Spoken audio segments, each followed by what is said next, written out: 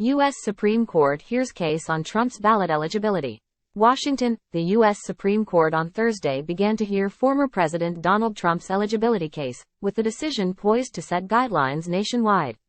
Early January, the U.S. Supreme Court agreed to take up whether Trump can be disqualified from appearing on Colorado's primary ballot after a ruling by the Colorado Supreme Court removed him from the state's 2024 presidential primary ballot, citing the U.S. Constitution's insurrection clause.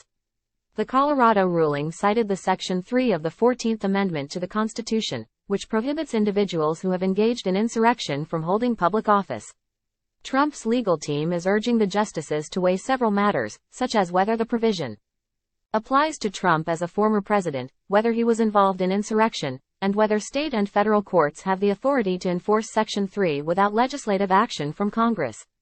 Additionally, they contend that the provision cannot be invoked to bar Trump from the ballot because Section 3 solely prohibits someone from holding office, not from running as a candidate or being elected. The U.S. Supreme Court is expected to expedite the review of Trump's appeal on his eligibility, with a decision likely to be announced a few days or weeks after the arguments.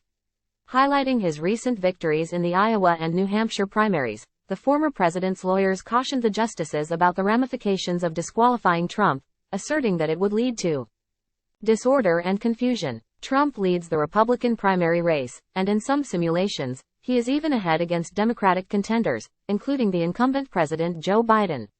Analysts believe that the Supreme Court's ruling on Trump's appeal regarding his candidacy qualifications may influence the direction or even the outcome of this year's election.